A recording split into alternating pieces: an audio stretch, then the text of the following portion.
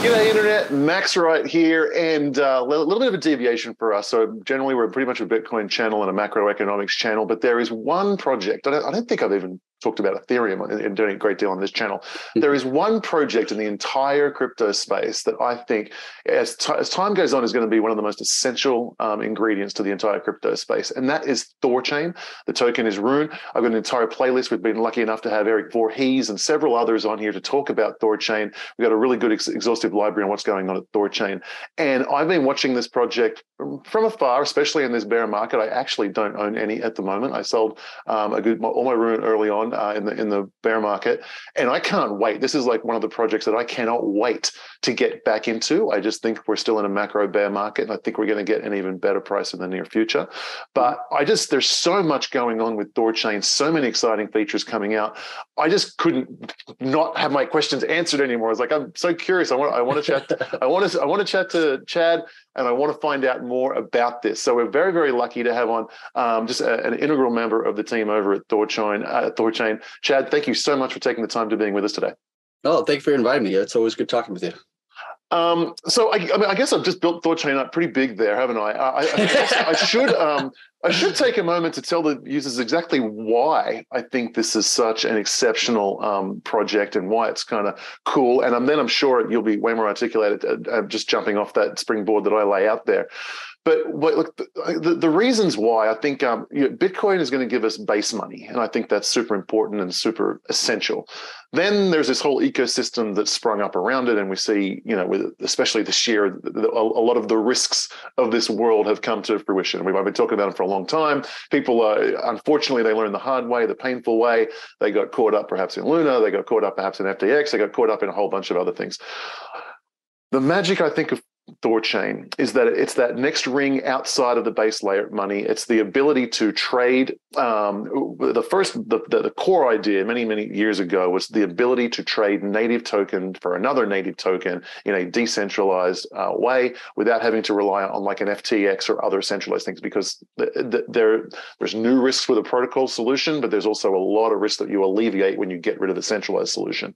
And a time-tested, battle-tested, beat it around for after 3, 4, 5, 6, 7, 8, 10 years, all of a sudden, if Thorchain's reputation and it works as it's promised for all those years, all of a sudden it's just going to become the industry standard, whereby why would you dare risk your cryptocurrency by putting it on a central exchange when you can swap and lend and save and earn yield and all those things with things. And I think most importantly, this is a battle that we haven't seen yet, but I can definitely see happening in the next 5 to 10 years. There could be an instance where even Bitcoin comes under heavy regulation. It could be banned outright. And I think being able to trade in and out of privacy coins and in and out of other coins is in a decentralized way is going to be absolutely essential in the critical 5, 10, 15, 10 years to come. And so I just think this is an incredibly important component. Chad, is there anything else that I'm missing that you really want to add? It's like, Max, you're hitting some nails here, but there's some other ones you've missed here as well. Well, no, I mean, I think you did a great job overall. I mean, I would just add a little bit to it and say that, like, it's your channel's Bitcoin centric in a sense, and for Thorchain, it is offering DeFi protocols for Bitcoin directly, like not like take your Bitcoin and then put it into some wrap Bitcoin and then like put it over here this other system, and then like because every Bitcoiner knows that like a wrap Bitcoin is not a Bitcoin, like. We're all quite aware of this, right? And so the idea that you can just like trade and transact and earn yield and do all sorts of things with your layer 1 real Bitcoin or your layer 1 real Doge or various AVAX, Atom, I don't know, whatever, right? Ethereum, doesn't really matter. That is, to me at least, and maybe I'm a bit biased, but to me, it's one of the most groundbreaking things in the industry we've seen in many years. I mean, if you're a believer in Bitcoin and you believe in Bitcoin's decentralization, all these things, you need a decentralized way to get in and out of Bitcoin at volume. And you have atomic swaps for years, but like that has no volume and like has never worked for years. And people were excited about it in like 2017, but like still doesn't really exist in any kind of like legitimate way, right? Mm-hmm. But like, if you want Bitcoin to be decentralized, it's not enough just to be a highly decentralized, highly secure network, at least in my opinion. You have to have a way to get in and out of it. right? That's just as critical as being able to hold it, right? If you can't get in and out of it, then the thing's worth $0. So like, but being able to do that in a way that upholds Satoshi's vision of decentralization, peer-to-peer, like all that kind of stuff is critical for not just for Bitcoin, but for just the general industry as a whole. Yeah. Testify. Being able to do all of those, I see the light. being able to do all of those things and keep the private keys and never ever have any of that risk. Of course, there's always protocol risk. There's protocol risk with Bitcoin, though. There's always protocol risk, but being able to keep your private keys throughout all of those processes, I think, is essential. Being able to go in and out of private stable coins, the stable coins of your choice, the other tokens, privacy coins. Being able to do all of those things are just going to become absolutely essential, I think, in the next 5-10 years. And quite frankly, just no one is even holding a candle to what Thorchain is doing, to my knowledge. Maybe you know a little bit different. You have some competition, but nobody can do what we do at this point. I mean, there are some people who are forking Thorchain and creating their own kind of fork of Thorchain. That's happening as well. But everybody's either forking the actual code or forking the white paper and rebuilding it in Rust or some other language, right? Yeah, absolutely. Okay, all right. So there's a little bit of the catch up for the Thorchain people. And by the way, the base protocol and how the interactions occur between Thorchain, we've covered in previous videos. Like I said, we have an exhaustive playlist on Thorchain with interviews like Eric Voorhees and others. If you want to check out and understand more about that, I highly recommend you check out the first link in the description. That'll be a link to that playlist. And maybe I'll just take 30 seconds. In my mind, there are like 4 actors. The actors are the users. There are, and it's a pool model, so it's a peer-to-pool model. Okay, so there are depositors. They put their Bitcoin, Rune, and other things into these vaults. Right, there are node validators which control those vaults, and there's all the protections that work with that method. So you got node operators, you got the depositors put in the vaults. You have arbitrage people who works as a familiar model. If you're familiar with the other peer-to-pool models, you have the arbitrage models and you have the users, and all the economic incentives align. The big groundbreaking technological breakthrough in my mind that allows this for Thorchain is that what they figured out how to do is they have the node operators can operate the private keys for a Bitcoin wallet or for an Ethereum wallet or for a Litecoin wallet. And the users can have, if you understand all the mechanisms, they can have a relative faith and trust that it's going to be acting in a way that you expect it to act, in a safe way, that the funds don't get stolen. And we've got a whole history now, little flub early on in Thorchain's history, but some mechanisms put in place for that. And, it's been operating well over a year now, operating very well and soundly so far. I don't think... Right. One of the core concepts that we've always talked about for a long period of time is economic security. It's not to me, it's not enough to have technological security or cryptographic security or, even social security, like social mechanisms. We take it a step further. We talk about economic security, meaning that it is not economically feasible or practical to be a validator and steal a bunch of Bitcoin or a bunch of Ethereum or some assets and be profitable on the other side. The network you always have more value in your bonding asset, which is Rune. The dollar value of that Rune will always be worth more than the amount of assets you would ever have your ability to steal. So if you did steal, you would get slashed 1.5 or 2x the value of what you steal. And so we're very unique as a protocol to do that, because whenever you're dealing with cross-chain assets, you have to make sure that the assets are secure. And there's only 2 methods to do that. Either you can do one is trust, which is how every other protocol in the entire industry does it. And the other method is just economic security, making sure that the economics are aligned to make sure that nobody does anything they're not supposed to be doing because they're self-interested, because they don't want to lose a bunch of money. This is the only protocol that exists within crypto that actually uses economic security over a federation, like in risk stocks case, or a trusted wardens in AVAX's case, like a six special wardens have access to these things, or a proof of authority network, like Wormhole was like just some guy and a bunch of his friends just kind of running it. Like none of that exists within the Thorchain protocol. Gotcha. And well, I would say that this is the method that the Bitcoin operates on, right? So Yeah. the miner, that is an economic trust system. A lot of people don't understand this, that the dots don't join for them. It's just, Bitcoin's been around for whatever, and they don't really need to dig into the deep of what's happening for Bitcoin. So people understand. That's true. I meant that more in the context of like securing exogenous capital, like, external assets. Like anybody who has, I'm over here, but I have some Bitcoin and I have some Ethereum and I'm over, like that needs to be secured through economic mechanisms, and this is the only pro does that. Within Bitcoin, you're right. There's economic incentives to make sure that miners don't behave in a certain way or whatever, or any of the actors within the Bitcoin kind of ecosystem. You're absolutely right about that. Okay, cool. So let's get into the crux of this. And here's the things that I would like to kind of cover in this conversation. Since our last series of Bitcoin Thorchain videos about a year ago, there's some things that have hit the market, some products and developments. You guys have been working hard. You brought some new things to the marketplace. And they are three broad categories: synthetics, which has a bad name. We'll go into that in just a second, why it's done a little bit differently here. Synthetics, savers vaults, so single-sided savers vaults. So previously on Thorchain, as we discussed before, what you could do is you could deposit Bitcoin. You also needed to deposit Rune in a 50-50 ratio, and you had exposure to both.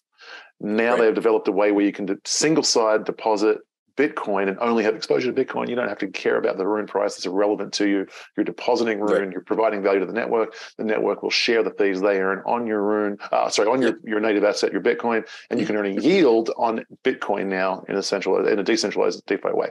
That's the savers vaults. And then I think coming soon, it's still not available yet, but coming soon, there will be lending.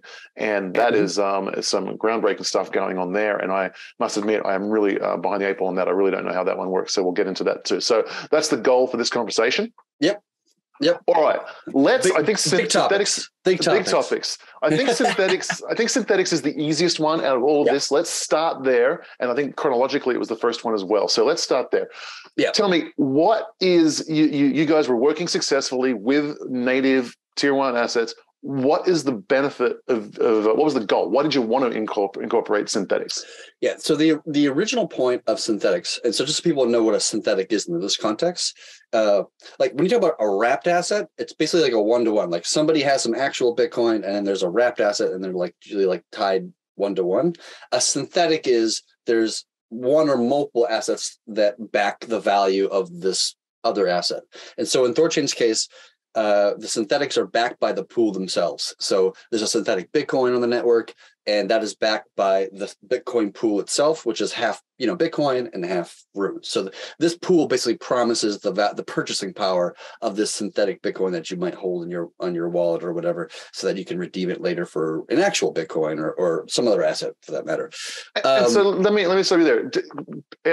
Can I be confident as a user, or is this how it's designed? You said value, but in my mind, what happens is one Bitcoin goes into the pool and one is created. At any point, 24/7, 365, I can redeem my wrapped Bitcoin, and the real Bitcoin is released. And this is all cryptographically provable, visible on the network. I can know there's a one-to-one covering. And so this is different to a centralized wrapped token where you deposit your Bitcoin in Bob's wallet. Bob issues a wrapped token, and we got to trust that Bob gives that back. We can rely on the protocol to give us our Bitcoin back in a one-to-one mechanism, 24/7, 365. Right. So that's the big difference. Is in a wrapped asset, there's no feasible way that I've ever seen to do that in a way that's like uses economics or incentives to maintain that everything is kosher.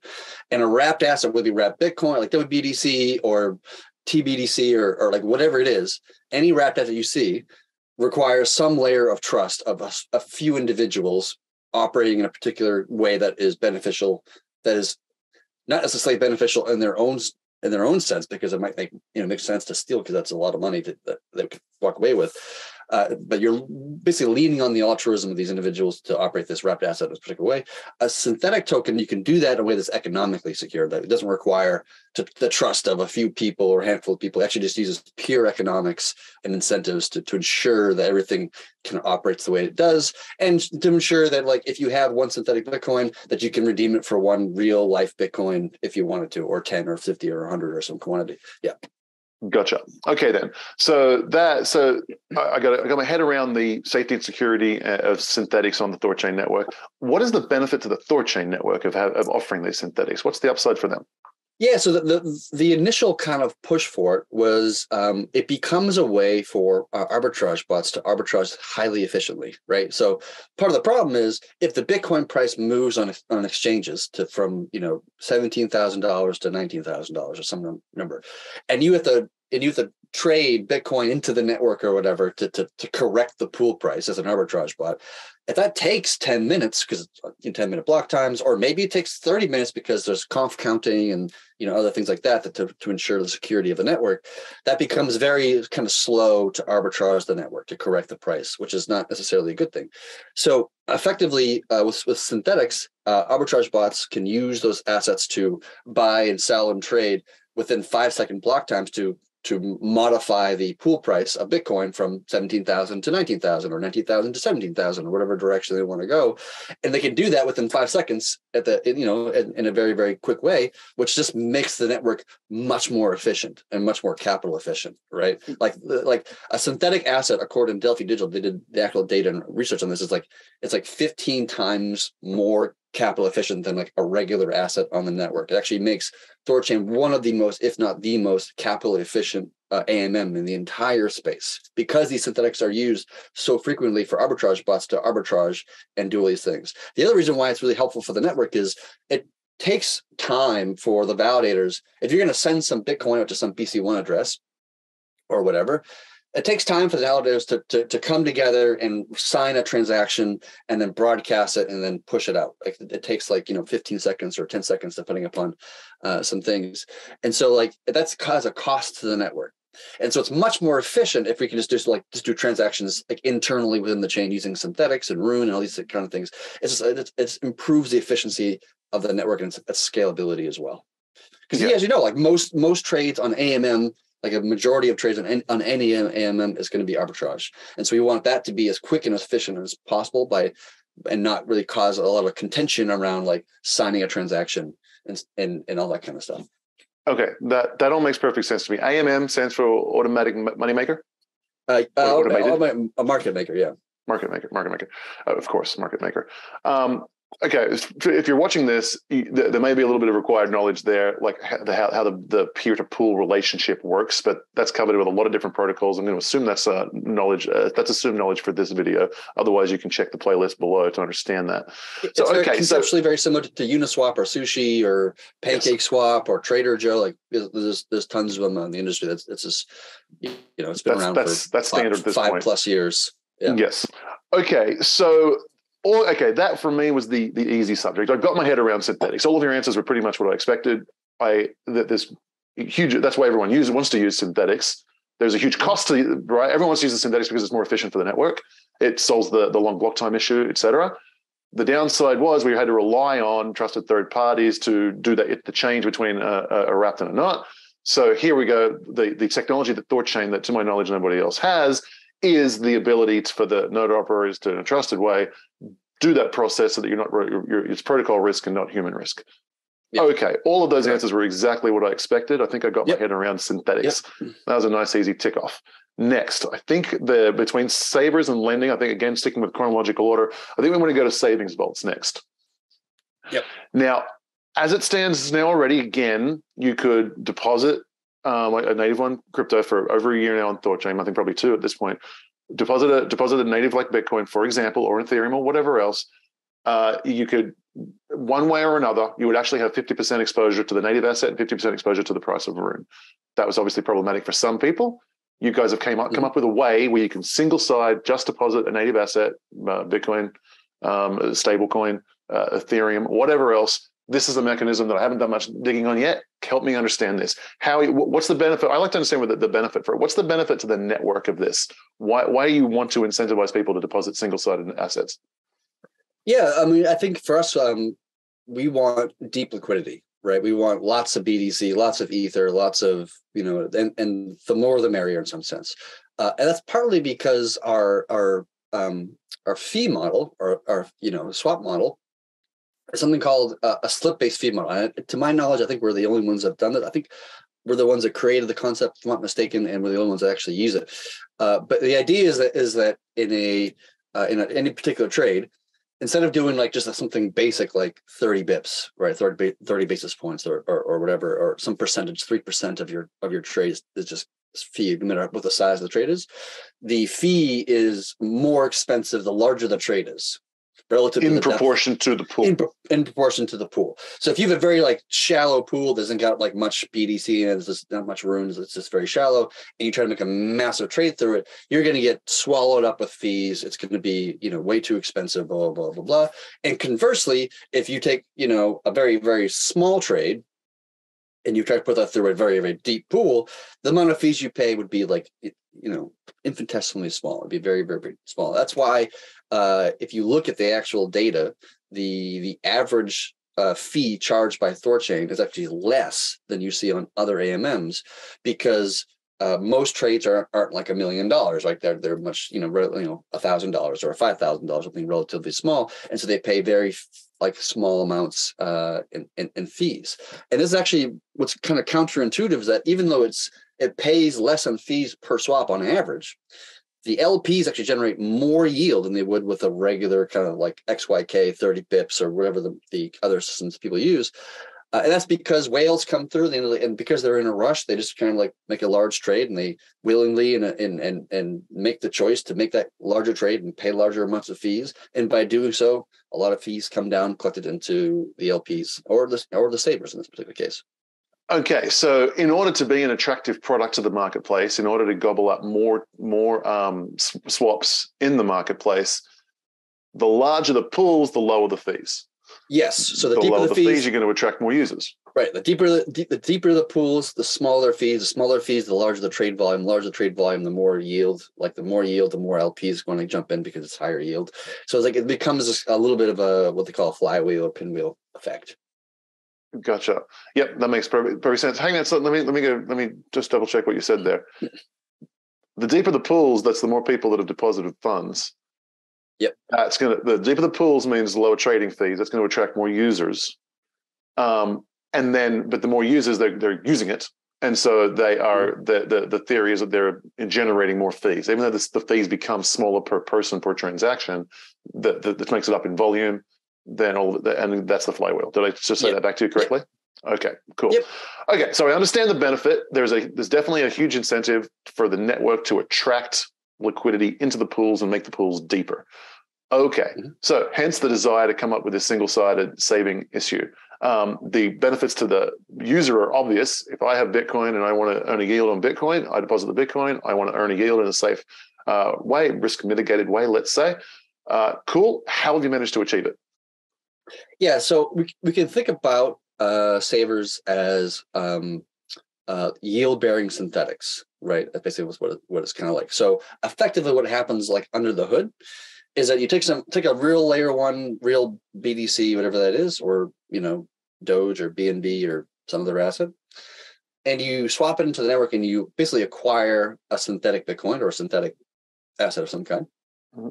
That gets sent into the network, and then that just basically gets locked up. Right, just like, and it's in a vault, or technically it's called a Cosmos module, but just call it a vault, right? Mm-hmm. And so by doing so, you've contributed, one BDC of value into the pool, which is about right now it's like $17,000. You've contributed that kind of value, which is now generating some kind of yield because it's you've put actual value into the pool like you would if you were an LP, right? But you've only contributed the BDC side, you haven't contributed the Rune side, and the way that the network kind of like tracks your position is just on the BDC side. Doesn't care if the Rune price goes up or down or whatever. You're still guaranteed that that one BDC that you put in to begin with. And so when what the network starts to say is itself like, well, you're taking a less risky position in the LP as being in the pool, right? You're not exposed to multiple assets. You're exposed to a single asset, which also means you're not affected by IL. There is no impermanent loss in this system because there's no two assets to have impermanent loss with. So you never actually go like down in your position. Like in a normal AMM, you would earn fees, but then the IL would kind of fluctuate up and down and add value and take away value, and depending upon price movements relative to when you join the pool, all very complicated things, which would cause somebody's yield. Like, today I'm 1,000 up, and tomorrow I'm 2,000 down, and the next day I'm 1,000 up again. Like that can cause this kind of fluctuation, which is very confusing and complicated for most people to understand. Mm-hmm. But in savers, there is no IL. All you do is just collecting fees. So your position is constantly increasing, right? It only goes in the one direction, which is just basically up. The only time it actually goes down is when you actually enter or exit, because you have to swap from a Bitcoin into a synthetic Bitcoin, and that incurs fees as when you enter, and also when you go the other direction and when you exit. So that's the only time you pay fees is in that context. Other than that, the whole time while you're in the pool, you're earning some kind of yield. But because you're earning, you have a less risky position, you're not making 100% of your yield.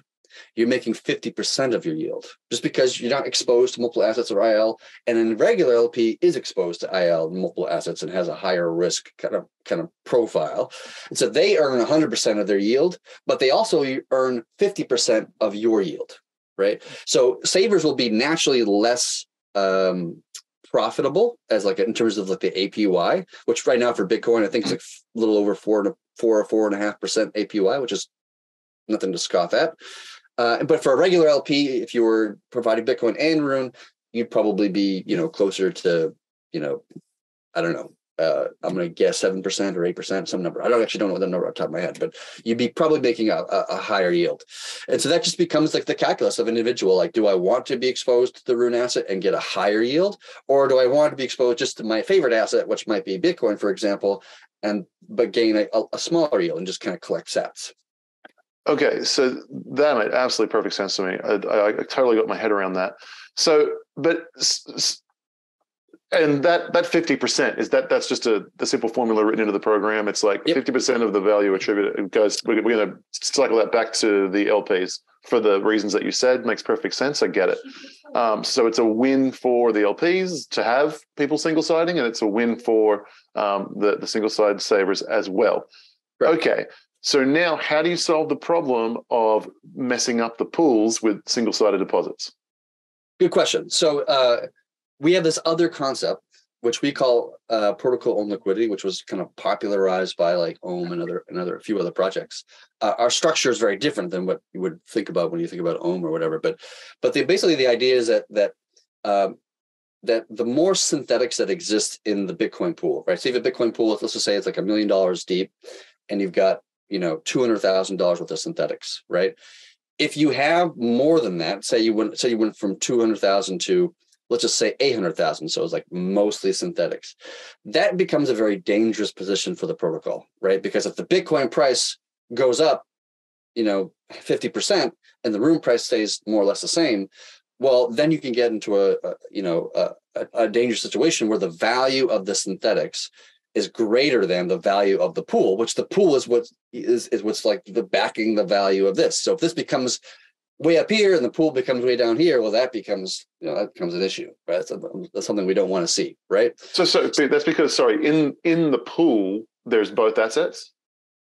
Well, the pool only contains layer 1 Bitcoin and Rune, and the synthetic is basically like a you kind of think of it like a promise of liquidity out of the pool. Like in reality, what actually happens behind the scenes is that there are, like, as an LP, you generally have like LP units, like, which describes how much of the pool you personally own, like 1% or 10%, which is like represented in some numbers. Like, so maybe you own 100 units and there's 1,000 units in total, and so therefore you own 10% of the pool. But in Thorchain's design, the synthetics are also holders of LP units. We call them synthetic units, but LP units plus synthetic units together equals total pool units, like of the total pool, right? But the synthetic units are dynamically computed, like at read time, right? So how much units exist will fluctuate up and down depending upon how Bitcoin's price moves relative to the Rune asset. So if Bitcoin goes up relative to Rune, it'll, the synthetics will kind of acquire more synthetic units so that it ensures that the value is guaranteed for those synthetic holders. Okay. And if Rune's price goes up relative to Bitcoin, then they lose some units, and effectively the LPs take a greater ownership of the pool, right? That's basically how it works. Okay. But the thing that you want to avoid is you don't want to get too heavy on the synthetics. If there's only like 1% synthetics, then like that's a very safe scenario. The Bitcoin price would have to move like 500x and Rune would have to go down. Like that's a very, it's a very extreme situation. But the more synthetics you have in the protocol, the riskier it gets, right? Because the LPs are becoming a smaller percentage of the pool and the synthetics are becoming a larger percent of the pool. And so if synthetics move in a certain direction, like higher in value, you can now get into a hypothetical scenario where the value of the synthetics, like deduction of the purchasing part of the synthetics, is greater than the entire pool, right? All the Bitcoin, all the Rune in the pool. And that's when you get into a bad scenario. Now, even if that were to happen, nothing depegs. Like you can still take your synthetic Bitcoin and trade it for one Bitcoin, it'll still happen, right? Maybe if you're like the last bag holder, that would be a problematic in an extreme kind of scenario.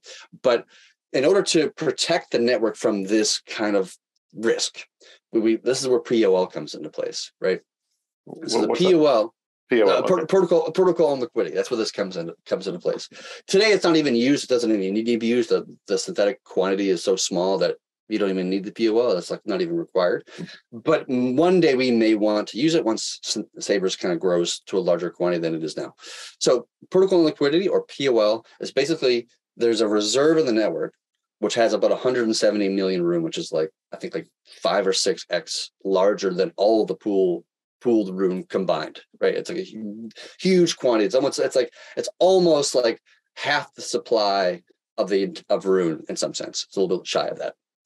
And so what the protocol does is if we get too heavy on the synthetics, and we're now at, let's call it 50% utilization, some number, whatever that number is configurable by the community, but whatever that number is going to be, the protocol can say, oh, I have 170 million Rune. I'm going to deploy some Rune into the Bitcoin pool as a regular LP, right? So now we're increasing the LP's position.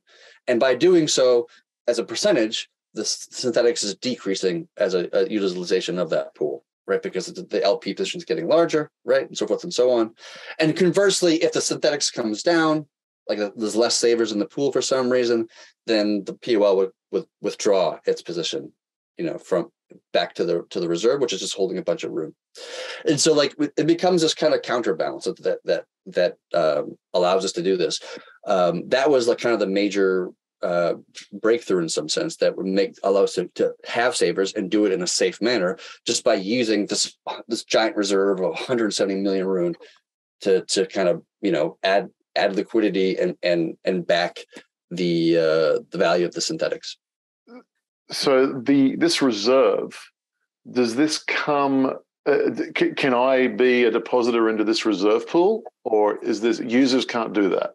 Users can't do that. We've actually been talking about the idea of that just in the last couple of days, just amongst the devs, just as a way of people earning Rune on their Rune.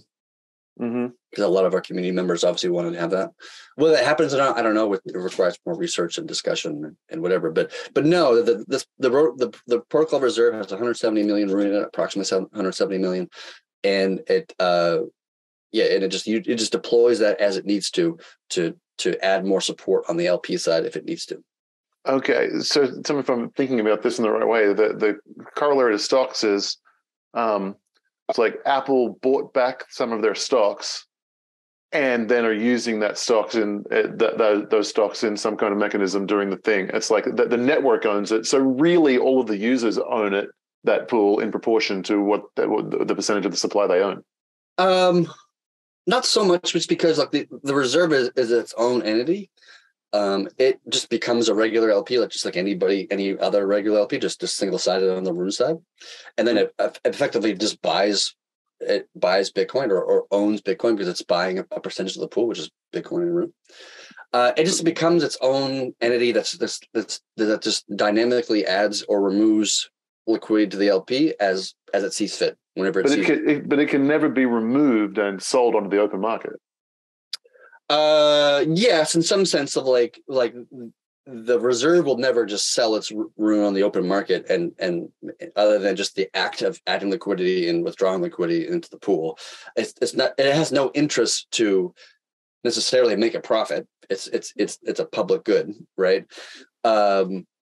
It probably will make a profit because it's actually becoming an LP in an actual pool that's generating actual yield. So the protocol on liquidity actually becomes a yield-bearing thing, and the reserve, in theory, could potentially grow just because it's generating a yield. So when calculating the market cap of Rune, I would think it's fair to remove those Rune from the number of units in circulation. Yeah, because they're not. For me, at least this is how I think about it. Maybe this is wrong, but like to be circulating supply is just freely liquid capital that anybody who holds those tokens can choose to buy it, to sell it or buy it or take some action at will, right? But this reserve is not sold or bought or at will moved in any way, shape, or form outside of the rules of the network, which is clearly stated in open source and all these things. So when I go to CoinMarketCap and it tells me the market cap and it's supply times price, is this amount of Rune in the supply that's calculated? I don't think it is. I think it's okay, which is good, and nor should it be. Nor should it be, right? And okay. The primary use of the reserve initially was just to become the block rewards of the network, because in the early days, similar to Bitcoin, like if Bitcoin didn't mint 50 Bitcoin in the earliest days of Bitcoin, then Bitcoin wouldn't exist, because who the hell would mine Bitcoin for the fees, which nobody's transacting, and the fees are like basically sub penny. And it would make no sense. And so in order to make Bitcoin make sense, is we had to mint 50 Bitcoin per block, and then we had the halvings and all this kind of stuff. And then ideally over a long period of time, the fees kind of grow up the minting of the Bitcoin is high and the fees are very low. And then over 100-year time frame or something like this, you kind of see this kind of movement this way, ideally. Right. Yes. That's what we're looking for in Bitcoin's case. Thorchain is very conceptually similar to that. Like it's like in the beginning, we're using block rewards to kind of pump the yield of the LPs, right? In order to make it profitable for people to provide liquidity or run nodes in the earliest days when it's not generating as much, revenue from the transactions. But over time, as the reserve depletes and it's kind of doing a continuous halvening. Like it's just mathematically, it's actually following Bitcoin's model, but instead of doing like halvening like staircase, it's just doing a straight kind of line. And so it's actually modeling Bitcoin's design in some sense. And so over time, the fees will kind of increase and the block rewards will decrease, and then eventually the network just exists unto itself just by providing the actual service of swapping between assets. Gotcha. So, however, at present, there is still some degree of the way that node operators can earn, node operators and LPs can earn money from this pool. So this pool, the value in this pool, the number of tokens in this pool can go down and is going down. Yes, it is going down. So every block, it's emitting some amount of Rune into the pools, into the nodes as reward. And Gotcha. Every block is less than the previous block, right? Okay. It's like it has a mathematical equation to it that actually is similar to Bitcoin's model, and that it's not like a linear decline, but kind of like it's exponential in the beginning, and then it kind of like tapers off. And just I understand. So it is the Bitcoin model, just said a different way. Yes. Bitcoin is, we have no coins, and one day we'll get to 21 million. The Rune has said we have this money, and we're going to slowly leak them into the world. Right. It's the same concept, said a different way. Same concept. Yeah. Okay. All right. I think I got my head around Savers Vaults, which is there anything that you think I'm missing that I'm not smart enough to ask questions about? I think I got my head around that and how they work. No, I think you largely got it. It's a relatively new feature. I think we launched it 2-3 weeks ago. It's live. Like anybody who wants to do it, you want to earn big BTC on your BTC, like here it is for you, right? It's just conceptually similar to what BlockFi used to do with interest accounts or other, Nexo and all these other services. But now there's a way of doing that in a complete decentralized way, where it's fully accounted, fully transparent, no, black box finances we see in, CeFi land. With native tokens where you keep your private keys. With the native code, where you keep your private keys, all of that stuff. Now, I'm assuming because of this pool model and this reserve pool model, there has to be some cap where you're not going to let an infinite number of people go in single-sided. Oh yeah, sure, of course. So there is a synth cap that's set in the code, right? So, and I think I want to say right now it's like 30% of the pool value or some number. I can't remember off the top of my head, something like that. And yes. So like if you try to join Savers after this point, if we hit this cap, then it won't let you, right? Gotcha. We have so much economic security, right, provided by the value of the bond that the values, we can't just arbitrarily just add $1 trillion of Bitcoin or something. I mean, that's ridiculous, but like $1 billion of Bitcoin to the network and still maintain economic security, that would become unsafe, which is what we don't want to see happen, and which is why we chose economic security. And so there's only so much space that exists within the system. We can scale up over time, and then the POL will allow more people to enter. That's kind of the job of the POL, is to kind of allow it to scale and scale safely. But right now, yeah, there's always going to be a cap on the quantity of synths that can exist in the network at any given moment. Okay, that makes perfect sense to me. I got my head around that. So there are caps on that, and there always will be caps on savings. It'll be depending on as a proportion of the pool size. Has swap caps, have they been completely removed at this point? If I was silly enough to, I mean, just as big as the pools are, I can do. Yes. Well, there's a soft cap and a hard cap. The soft cap's been removed. Like in the earliest days of our beta, we had this kind of what we call a soft cap, which was, we didn't want to launch this thing, which is highly ambitious, highly technical, highly complex, and just like launch this thing and then like day one have $1 billion in it and then like have some sort of issues, because that would be irresponsible. And so we had these soft caps that like we wanted to limit the amount of like depth of the pools in the beginning, make sure everything is operating good and smoothly, and if there's any problems or bugs, solve it before we get to $1 billion in the pools. Like we want to do that when the pools are small, not when the pools are really large, obviously.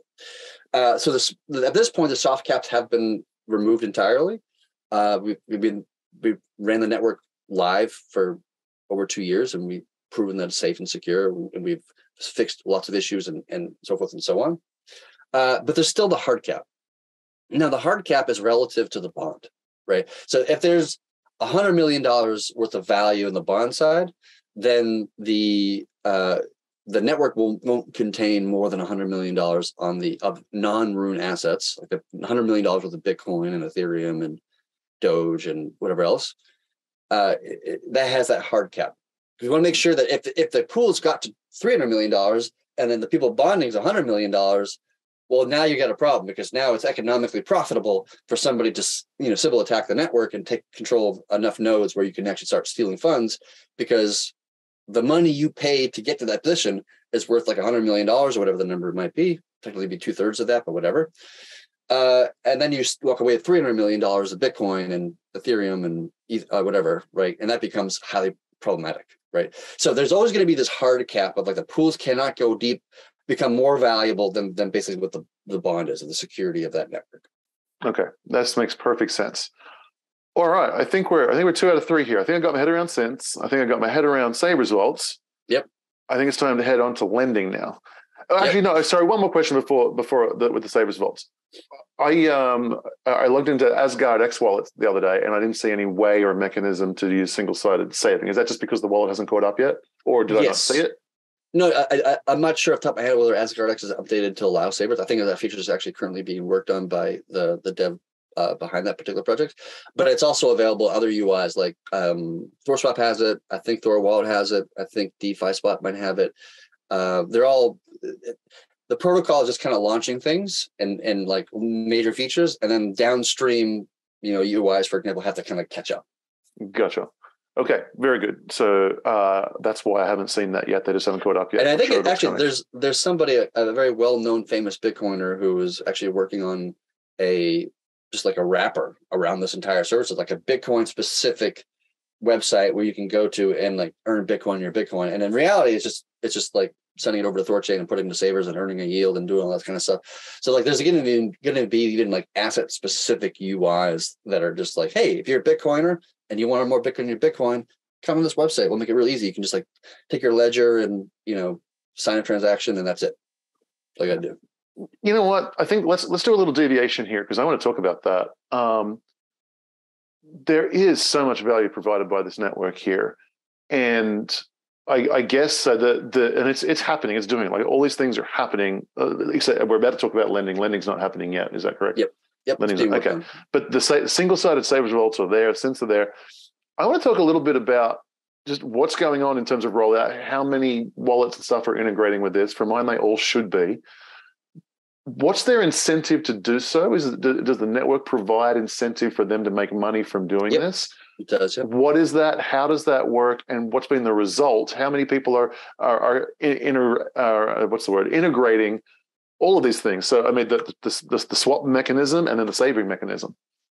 Yeah, excellent question. So we thought it would be pertinent to create incentives for people to interface and integrate with Thorchain for wallets and dexes and whatever else out there wants to do so. So a wallet, a UI like ThorSwap, for example, when you do a trade and you send some Bitcoin in and you're trying to acquire some USDC or whatever the asset might be, they can embed in that transaction a fee, and that could be 1%, that could be 0.5%, that could be 30%. Like it's up to the UI to determine how much fees they want to charge, right? And they can choose how much they want to do, and hopefully they're being transparent with their users of like, oh, we're charging a fee, and like our fee is going to be like 1% or whatever it might be. And so whenever that transaction happens on the network, it just basically splits it, where it's like 1% over to the to the affiliate fee, to the UI, like, oh, here's a bunch of Rune value for this trade, and then the rest of it gets swapped over to USDC, and then you receive it in your OX address or whatever chain you were talking about here. And the same thing with being an LP. Like if you're going to contribute like liquidity to the pool, like Bitcoin or Rune or Savers or whatever, the UIs can choose to charge a fee for doing so if they want, or charge no fee. That's up to them to decide. Okay, so that's very interesting. UIs can choose. So over time, I can just imagine they will not be charging fees and trying to monetize some other way. It's just the freemium model that seems to work. But I think I could be wrong on that. A long had problem in crypto in general is how do wallet UIs generate revenue so that they can pay their devs and pay marketing and like pay all these fees to actually operate and code and build this thing. That's been like a long kind of difficult problem to solve that people have tried. Oh, we're going to launch our own token, which like maybe that's been some like this, all these different mechanisms people have tried. It's very inconsistent. And I think this method actually does generate real value and real revenue for wallet manufacturers, which is partially why we're seeing wallets like Edge Wallet integrated very recently. Trust Wallet is integrating. They're launching very soon, actually. That's going to be one of the biggest ones we've had so far. We've been talking to Ledger, for example. Like a lot of people are doing it just because we're the only decentralized exchange in the world that allows you to trade across like EVM chains and UTXO chains and like everything else in between, like even crypto notes being working on like Monero and such things. And so to be able to do that in a centralized way where you don't have to sign up, you don't have to KYC, you don't have to like click 50 times in the Binance UI to do some sort of transaction and swap your Bitcoin to USDC or whatever, you can just do it in a single transaction. Yeah. You're just done. You don't have to ask for permission. You just sign a Bitcoin transaction and you're done. That's it. That's all you got to do. It's literally the only requirement. It is. I've done it many times, and it is very, very simple. It's very, very simple, very, very straight to the point, very convenient.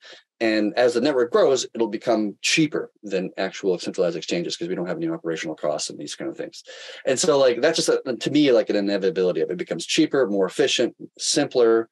And also because of DEX aggregation, which allows Thorchain to connect with multiple DEXs across multiple like ecosystems, so it can connect from Uni on Ethereum, and then swap that to Ether, and then Ether goes through Thorchain to AVAX. AVAX goes to Trader Joe or Pangolin or whatever it is, and then there's another trade to like maybe GMX token or whatever the hell the asset might be.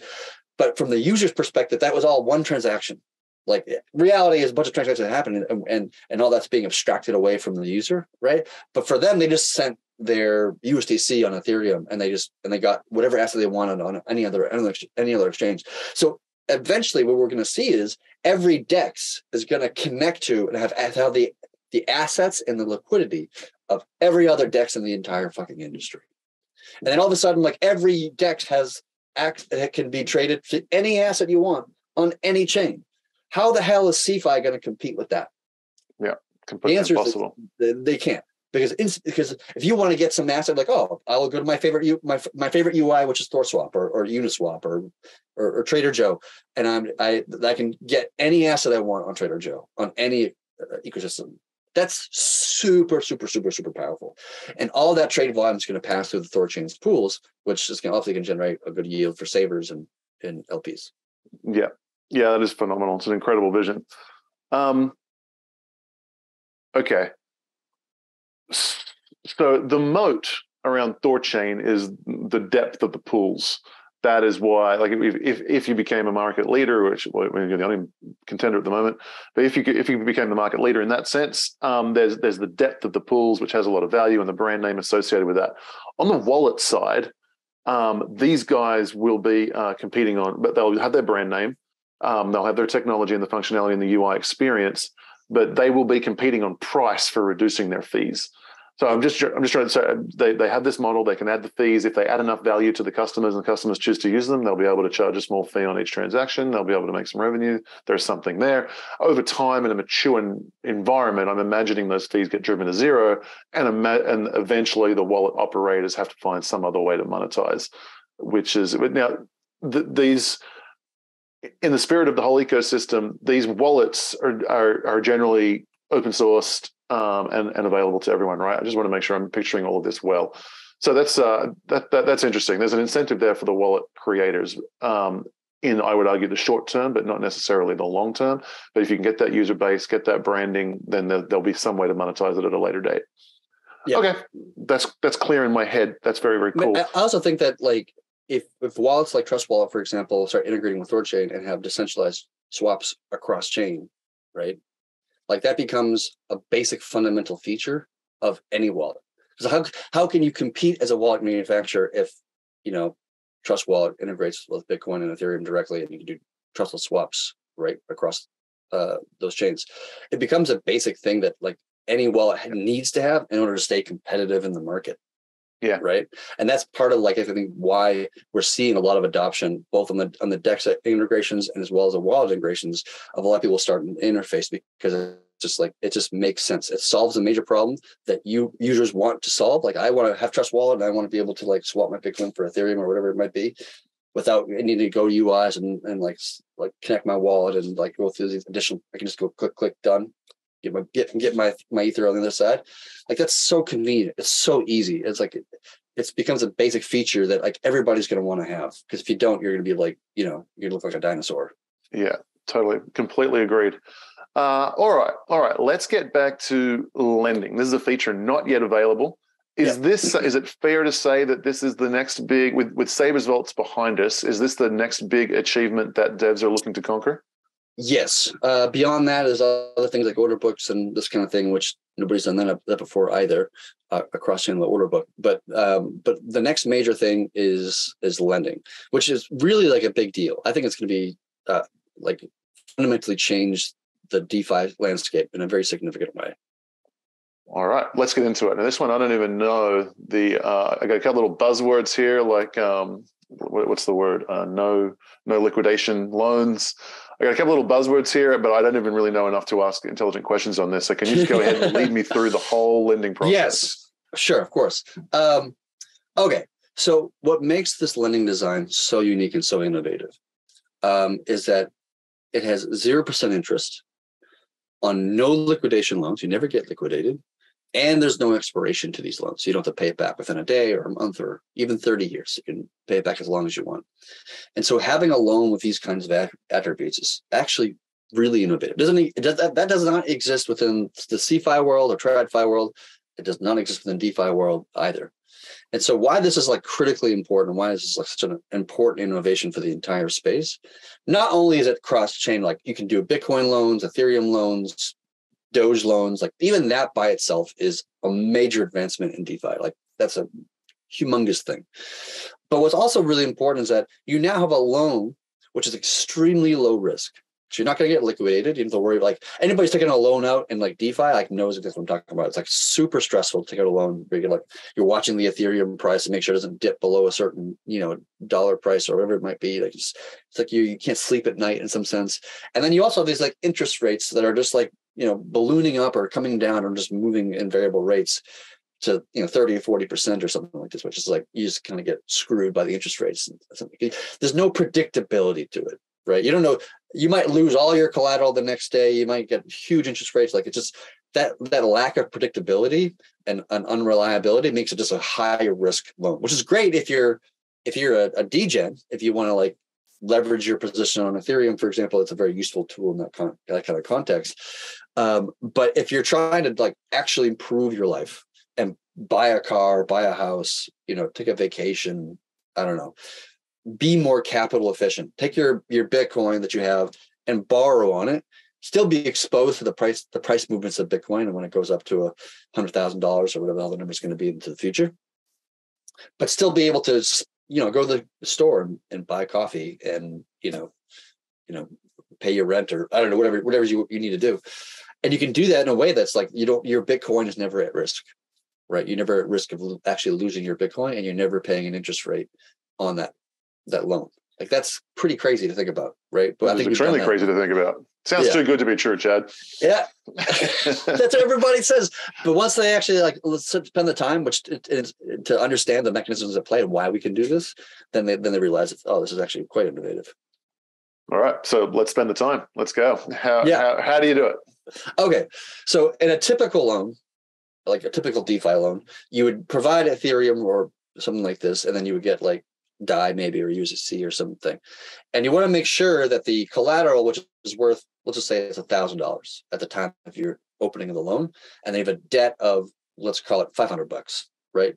You want to make sure that the value of this does not drop below this, right? Because if you do that, then now you have an insolvency problem, and then all hell breaks loose. Ain't nobody like that. Nobody likes. I mean, the borrower doesn't mind as much, I suppose, but the lender who's like put up that capital is like, oh, I'm never going to get my money back, and now the thing that I have is worth a lot less, so they kind of get screwed in that scenario, right? So that's why we have liquidations, right, to stop that from happening, right? That's the first part. So in Thorchain's case, how it structures it a little bit different. So if, say, you want to do a Bitcoin loan, right? So you take some layer one real Bitcoin and you send it to the network and say, hey, here's $1,000 worth of Bitcoin. I want to take out a loan. Let's just say it's $500 to the debt. It could be any number, but let's just keep the math simple for ourselves. So it has a 200% collateralization ratio or a 50% LTV. Those two things are the same thing. And so you put in $1,000 worth of Bitcoin and you're getting $500 worth of some other asset. And you can choose whatever asset you want to get. You can choose Bitcoin, you can choose USDC, you could choose Ether. Like, you can pretty much get whatever asset you want. But the network's going to track that debt value in dollar terms, right? So it has its own kind of price oracle internally to the network, not externally. So it looks at all the different stable coins of the network. So that could be BUSD and USDC and USDT and maybe it's MIM and Frax and I don't know, whatever they are, right? Just all the stable coins of pools that exist within Thorchain, and then takes a median, not the average, but the median of those pools to figure out what is the Rune price in dollar terms. Mm-hmm. So that becomes its basically oracle for its internal oracle for what a dollar is. So in that scenario, you got BTC as your collateral, and you want to receive USDC as your debt, right? For example, or Ether, doesn't really matter what the asset is. Mm-hmm. And so you put in $1,000 of Bitcoin. The Bitcoin gets swapped to Rune, and then that Rune gets burned. And then we mint what's a derived asset called what we call Thor BTC, or a derived asset is basically another type of synthetic asset. Not the same synthetic asset as what we were talking about earlier in the conversation. Mm-hmm. That is collateralized by the pool itself, by the layer one pool, by the Bitcoin, the Rune of that particular pool. Mm-hmm. This is more of a burn and mint mechanism. So we're burning Rune, minting the derived asset, and then when we want to go the other direction, we burn the derived asset and then mint whatever quantity of Rune we need to mint to have the purchasing power for one real life layer one Bitcoin, right? So once we collect that $1,000, the network does a calculation of what is the collateralization ratio, what is the LTV, like how much money you're going to get back, what's the quantity of debt that you're going to get back. That's a dynamic figure that changes, that increases the more loans that go out. So like the more loans that go out will make you get less and less. Like, so at the beginning might be 1,000 and then $500, and then later on it's 1,400 and whatever. Depends upon how popular this feature is, right? The more loans that are open, the less kind of debt you get, and when loans close, the more debt you get, right? So that's okay. Let me slow it down here and say some things back to you. Make sure I'm getting it. Yeah, I'm using Bitcoin as collateral. Yep. I send Bitcoin to the network that is stored in a vault, a different vault than the other vaults, I'm going to guess. Correct. It's in a different little section over here. It's a different vault. Yep. A corresponding amount of Rune from a brand new pool that we're talking about, or this reserve pool we spoke about earlier? The derived asset pool is what we call a virtual pool. So it doesn't actually really exist in the sense of like there's no LPs and there's no, that kind of stuff. It's more of it derives its depth based upon the layer one pool, right? So how many Rune is in the layer one pool? Right. And the depth is only there just to calculate the primary purpose of that is just to figure out like what is the fee that you're paying in swapping from Rune to derived asset or derived asset to Rune. And so the depth of that pool just kind of helps the network determine like, oh, how much are you paying fees? Is it a 1% slip, or is it a 2% slip, or is it a 99% slip? Like whatever that figure might be, right? Okay, so from this pool, a quantity of Rune is burned. Yes. So you're putting in the Bitcoin and they're taking out Rune. Like you basically sold the Bitcoin and you're acquiring the Rune. The Rune that comes out basically gets burnt, right? And then on the other side, Thor BDC is minted. This derived asset is minted. So you might start with one Bitcoin as your input, but your Thor BDC is going to be like 0.998 or some number, right? It's going to be slightly less because you're paying fees. You're basically doing a double swap and you're paying fees in each one of those two swaps. Yes. So like the actual collateral that the network receives is 0.998 Bitcoin. Bitcoin sent in was like 1.0, BDC, but then you paid fees along the way. So the network then receives that. And so we are basically burning $1,000 of value. We're buying and burning $1,000 worth of Rune. Right. Yes. Which is good for the network. That creates significant buy pressure and also reduces the supply of Rune, which causes the Rune price to rise. Right. Mm-hmm. So once we've got that, we've burned $1,000 worth of Rune out of circulation. Yeah. Right. And then we're no longer exposed to the Bitcoin price in a sense. Right. And the reason why that is because we burnt $1,000 worth of Rune. And then we minted back, let's call it $500 of Rune to acquire the debt, whether that be USDC or the Ether, whatever thing you wanted to receive, right? Mm-hmm. The network tracks it or does accounting based on the dollar form, not so much in the quantity of Rune, but just like the dollar figure of that. So, and that's important so you can long crypto and short the dollar. But sorry, I got that $1,000 of BTC went in. $1,000 of Rune was created and burned, and then purchased and burned. Yeah, purchased and burned. Good distinction. Yeah. And then $500 of Rune was created and given to the lender. $500 of Rune was created, minted, and then swapped to whatever asset you wanted to receive. He wanted, let's call it dollars to make it easy. So $500 was minted, bought the dollar amount, sent to the customer, which is what he wanted. Yeah, the USDC that they wanted to receive, or the Ether they wanted, whatever the asset might be. Okay. And so, like at that point, the network is the lender here. It's not like an Aave where some people are the lender, some people are the borrower. Like people are providing both sides of the market. And in this context, the lender is the protocol itself, right? Okay. And so the lender is in a good state in this time because the lender got to acquire $1,000 and burn it. And then it minted $500 and gave it back to you. So the lender's like, oh, I'm net positive $500. Mm-hmm. Right. So whatever happens to Bitcoin's price after this point, right, during the lifetime of the loan, doesn't really matter because the lender is like, I'm whole. Like I've already profited. I've already cashed in. I've already, I'm already $500 up at the moment that you open up the loan. Right. If Bitcoin crashes to zero, which obviously wouldn't happen, but let's just say that it did for discussion purposes. If Bitcoin crashed to zero, like it doesn't matter because the lender is already whole. It's already made its profit. It's already in a good standing. It doesn't even matter at that point, right? This is why we can do no liquidations because it's sold the collateral up front. Right, because there's no insolvency here. Insolvency is not possible or practical to happen in this context because we're acquiring Rune, burning $1,000, and then we're minting $500, and so we're net burning $500 from circulating supply. So we're good. We're already good. That doesn't matter what Bitcoin or USDC's price or anything like.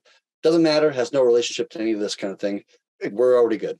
Except you have a liability on the balance sheet, which is to eventually pay this person back their Bitcoin.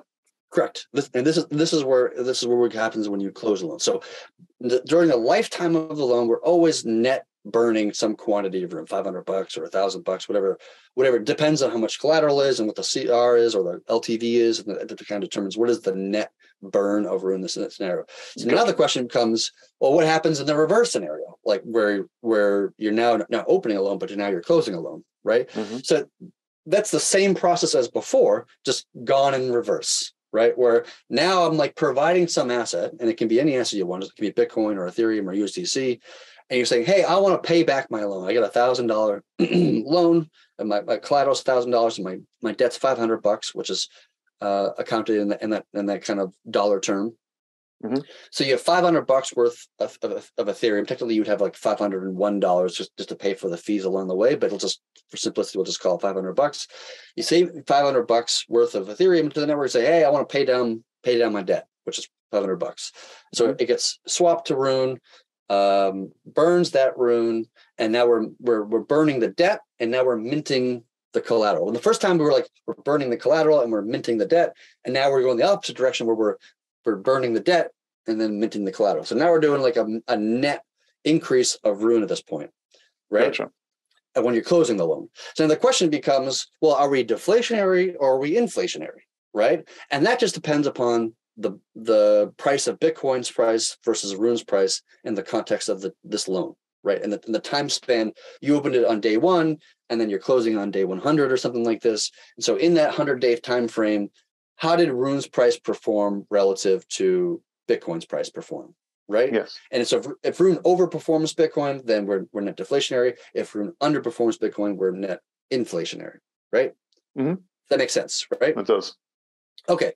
So here's how that works, right? In a bull market where everything's going up, because happens in bull markets, Rune's price is statistically likely to outperform Bitcoin. Not because Rune's better than Bitcoin. I'm not trying to shit or anything like this, but just because being a lower market cap asset takes less economic pressure for Bitcoin's price, for Rune's price to go up 10%. Versus Bitcoin, if you want to move Bitcoin's price 10%, it takes a lot more economic pressure. And because it's a lower market cap asset, this is just a general thing of like altcoins generally outperform Bitcoin during a bull market, except when they collapse like Ohm or Terra or like one of these kind of things. But generally speaking, they will generally always outperform Bitcoin during a bull market, right? Which is positive for the network, because the time that you're going to open up a loan is not when the Bitcoin's price is small, but like when the Bitcoin's mooning and you just want I'm going to use this capital and buy a car or Lambo. I don't know what the fuck you might do with it and take a loan, do so, right? So they're most likely to open a loan during kind of the bull market. Now, what happens in a bear market is that altcoins will underperform Bitcoin in a bear market, correct? Because it's the same mechanism, right? There'd be more sell pressure on Rune than there would be on Bitcoin. And so Rune underperforms Bitcoin in a bear market. But we have a protection here, a natural protection to occur, right? And that is in a bear market where everything drops 90%, which is what happens in bear markets, as we all know, the value of the collateral drops below the value of the debt. So we had started $1,000, we had $500, and also the Bitcoin price went down 90%, and Rune's price went down 98%. I don't know. I'm making up random numbers here, but like whatever. And all of a sudden, the Bitcoin price, the value of the collateral is worth less than the debt. Now that this is not a problem for the network. In fact, it's a good thing, right? Like we don't have insolvency issues or collapses because in fact, it's actually a positive thing. Like the best thing for the network's perspective is that you open up a loan, you burn a bunch of Rune, and you never come back. That's the best case scenario from the network perspective. You just never pay back your loan, which is great for the network because we're buying and burning vast quantities of Rune, which is pumping the Rune price. So like we're happy as clams in a matter of speaking in that scenario.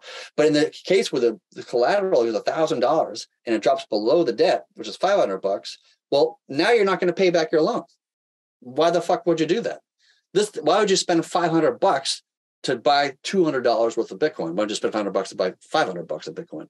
So nobody's going to close their loans when the collateral drops below the debt, which is great for the network, right?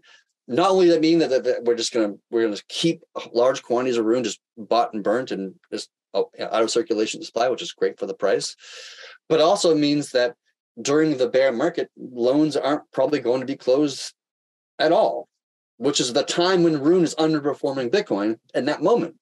but nobody's going to be able to do it, or I mean, they can do it if they want to, but nobody would, because it just makes no economic sense to spend $500 to buy $100 worth of Bitcoin. Like that's just silly, right?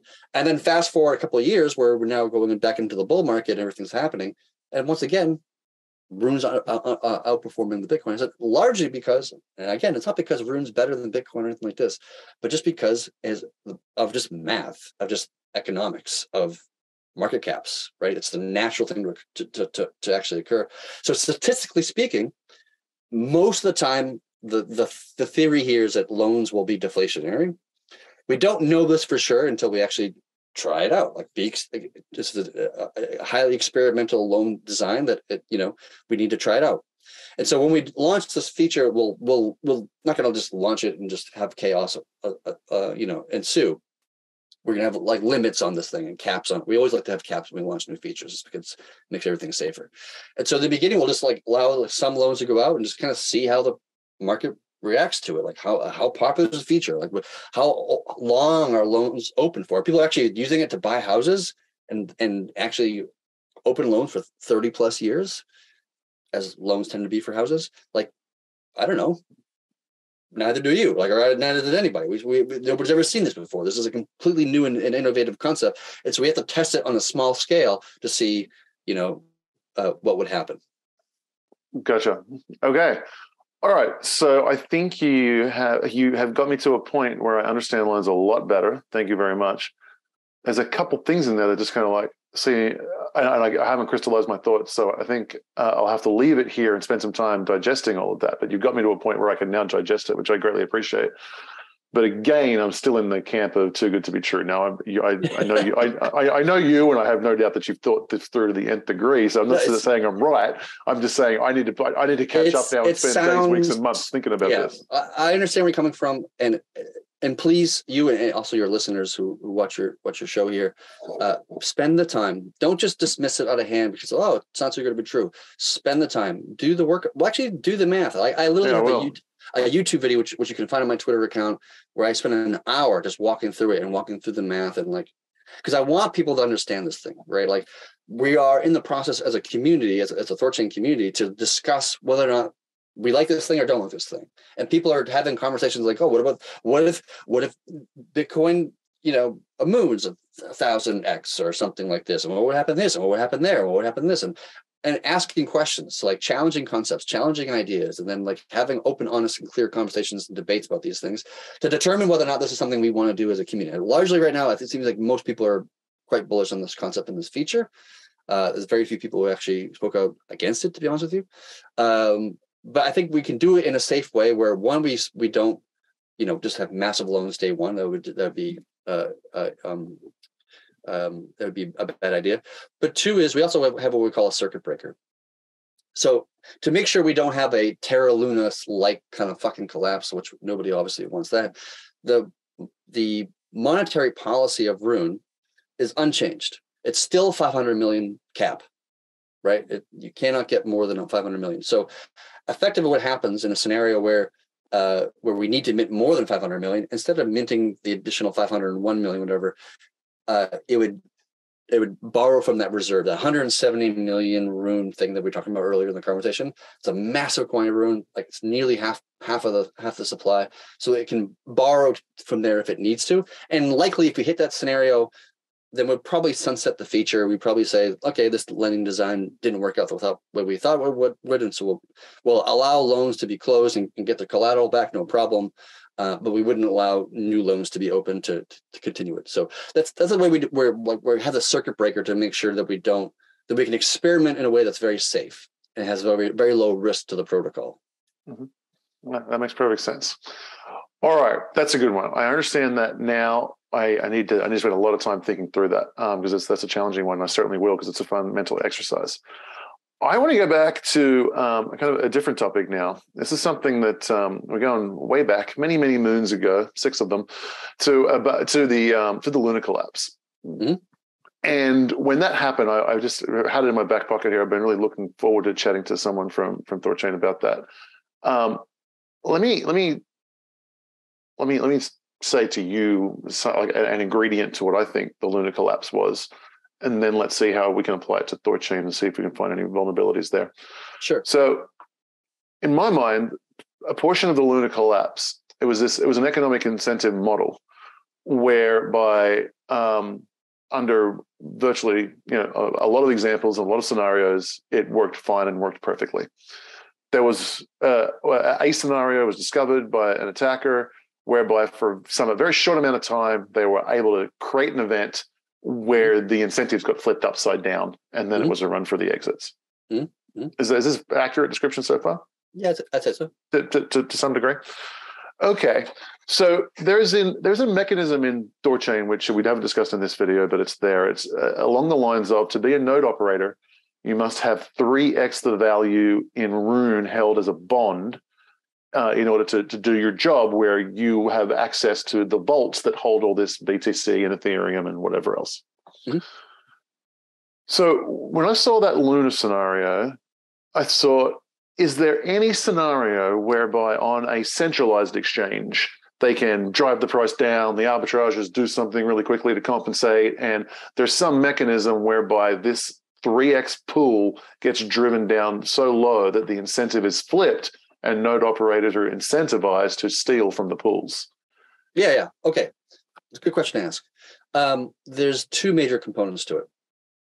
The first one is if the value of the bond that the validators are providing goes down, say $100 million, and then for whatever reason, there's some sort of Rune FUD going on or something of this nature, and Rune's price dives by 50%, right? So now we go from $100 million to $50 million. Because each pool is paired with Rune, that means the Rune side in the pool has also gone down 50%, right? So the Bitcoin and the Rune, like in the pool, like say they're equal value right now at some quantity. It doesn't matter the quantity, and then all of a sudden the Rune side goes down 50%. So now that's an arbitrage opportunity, because anybody who wants to buy up Rune, put Rune back into the pool, and then take out some Bitcoin, right, is going to profit, right? And so if that scenario happens, and it actually literally has happened in the past, like a couple times, right? Effectively, what happens is that arbitrage remove Bitcoin from the pools. They put in more Rune and then remove Bitcoin. So then that makes sure that the value of the value of the bond always is larger than the pools, even in the scenario where Rune's price is diving, some amount. Gotcha. Okay, that makes perfect sense. That's a fantastic answer. So as long as the arbitrage is if for all intents and purposes, there's no barriers to entry on that. This is there's a network, arguably worldwide. You may be able to have data on that. I don't know, but arguably there's a network of arbitrageurs worldwide. There's a no limit to the number of participants who are there, and if any one of them sees this opportunity and has the bank accounts to take advantage of it. Even if some person, like even if you just notice this happening, you can just make a trade through ThorSwap or whatever. Like you don't have to be a bot to actually profit from the scenario. I mean, bots actually generally do it well and do it very efficiently because they're bots. Sure. But like if you just happen to notice the Bitcoin's price is, not equal to the market price, and you see an opportunity, like you can just do a trade and swap and profit from it yourself. So you don't necessarily have to be an arbitrage bot to do it. Interesting. But sorry, keep going. Yeah, so the second component to this of why that would be difficult to execute on is that, say that you're right and the Bitcoin price, the Rune price goes down 50% for some reason, some FUD event. Those nodes, even the Bitcoin quantity stayed high for some reason, they still can't actually steal anything unless they knew that thing was going to, like the Rune price was going to dive beforehand. Because in order to become a validator, you have to churn into the network, which the churn happens like every 3 or 4 days, something like this, and a bunch of nodes get churned out and a bunch of nodes get churned in, which makes it very difficult for anybody to do any kind of like capture the network, right? And like if you actually wanted to like simple attack the network and get like a 2/3 majority of the validators, it would take months to do so, and it would take significantly high quantities of Rune that you have to buy to make sure really high bonding nodes. Because when you select nodes to churn into the network, it selects ones that are like the really like higher bonds over the lower bonds, right? And so you either like buy up huge quantities of Rune, and you have to spend months getting all your nodes churned in, and then so many nodes are naturally going to get churned out and get them churned back in again. It's going to be like a little bit of like a juggling act in some sense. It would just take a long period of time to actually do it. So like the likelihood that somebody would actually have acquired that much Rune and then get all of our nodes churned in, and then the Bitcoin, the Rune price goes down 50%, and the arbitrage bots didn't arb for some weird reason, which has never happened in the history of AMMs. I mean, that's a pretty crazy small, infinitesimally small scenario. I mean, that's I'm not worried about that scenario very much. Okay, excellent. Thank you very much for that's been a question I've had in my back pocket for ever since the Luna scenario. Yeah. Yep. Awesome. All right. Well, I think last question. What is there? We've talked about lending, which is an exciting new feature. Is there anything else that you guys have up your sleeve that you're super excited about? Just future Rune news here, be it integrations or be it features? There's always something. Yeah. I mean, so lending is obviously a big deal. I'm quite bullish on the concept of it, and I think the rest of the industry should be. I mean, it's going to make every other lending design look obsolete and useless almost overnight. The other part I'm really excited about is order books that I mentioned earlier. Like, I think that's really fascinating to have the ability to have order books. It's not a straight up order book in the traditional sense. It's just like you say the price you want to buy Bitcoin at, and then just the network kind of holds that value and then waits for the pool price to like equal that value, and then it does a swap on your behalf, which is kind of convenient and easy. So allowing that, I think, is something we've never seen in the industry before either. I'm super bullish on the integrations we're doing. Like I mentioned Trust Wallet. I mentioned possibly Ledger and other ones that want to do this. And when they integrate, they're not necessarily just doing swaps. They could also be doing like LPing and savers and loans and having access to all these systems. So the scalability of the volume of trade of the network is really pumping up significantly over the next year. We're seeing so many integrations happening. It's quite exciting. And I think that's going to be super massive. As I always kind of tell my colleagues, like I always we're loading the spring. So we're like adding all these, Trust Wallet, Ledger, and Edge Wallet, and like all these different things, and these dexes like Trader Joe and Pangolin and whatever else out there. And we're like loading the spring so that when the market goes bull again, which obviously it's going to happen at some point, the spring has been fully loaded, and then the network will just pop off in a significant way. Yeah, I completely agree with you, and I'm very, very excited by that.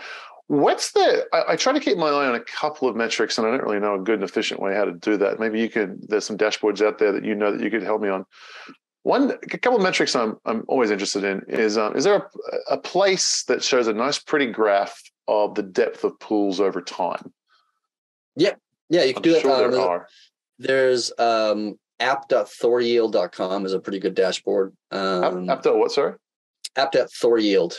Thoryield. THOR yield.com. That's one place. There's Thorchain.net, another kind of block explorer / charting system there. I mean, there's quite a few that the community has built, which are pretty nice. Okay, and then the next one is the metric, which is it's kind of like the floor price of Rune is considered something along the lines of 3x the depth of the pools, and then the market cap over that and some kind of a multiplier. If you could help me with the name of that metric, and then a nice easy place to go and look at it. The community calls it the speculative multiplier, and so speculative multiplier. So the kind of like floor price of Rune. I don't want to say floor price. That's probably not an inaccurate way of putting it, but the price of the minimum price of Rune. I mean, I don't know how sure. I can't remember the right term for it right now, but it's relative to the number of assets that are in the network, right? So you've got a bunch of Bitcoin, we've got a bunch of Ethereum, we've got a bunch of Atom tokens, like whatever else, and so which are all paired with Rune. And so you can determine the price of Rune from those assets quite easily. And so they're basically, tied together. And so you can actually calculate what is the, low end of Rune's price. Theoretical minimum? A theoretical floor price? There's actually a term for it. I'm just blanking on it at the top of my head right now. But yeah, theoretical minimum. But I don't want to say that either, because it's not I think right now the number is 44 cents or something like this, whatever the number actually is. And I don't want to say that it couldn't go to 43 cents, that would be disingenuous, and I don't want to do that. It's just because like if people started to withdraw liquidity, that would trigger that number to go down. Do you know what I mean? So I want to make very clear. The price of the assets and the quantity of the assets in the pools, that's the two contributing factors. Right. And so if there's more assets in the pool, then that number goes from 44 cents to 50 cents or some number. Mm-hmm. And naturally the speculative multiplier would also decrease. You can think of the speculative multiplier as like how much Rune is like in the pools and how much Rune is just like in people's wallets. Right. And so the higher quantity of Rune that's just in wallets, the speculative multiplier would be like naturally higher. And if there's less Rune in wallets and more Rune like in the pools or in the bond and so forth and so on, then the speculative multiplier naturally comes down. Yeah, that's a good one. So is there a place that charts the speculative multiplier over time? I can look at one chart and see what that's been doing the last 6-12 months. There's a Telegram account that does that. I can't remember the name of it. I think it's like Thorchain Alerts or something like this. Or I think that's why it's not a Telegram. It's a Twitter account. I'm pretty sure it's a Telegram and Twitter account. But I think it's called Thorchain Alerts or Thorchain something. I'm not quite sure off the top of my head. But they publish a graph like every 24 hours, something like this, that just kind of shows you the price of like Rune's price movements over the last 24 hours, and then also the speculative multiplier over the last 24 hours, and so you can see all that kind of that kind of data. Okay, perfect. Chad, you've been very, very generous with your time. Thank you so much, and thank you for all your good work doing on this project and the whole team. As I said at the top of the show, I think Thorchain is just.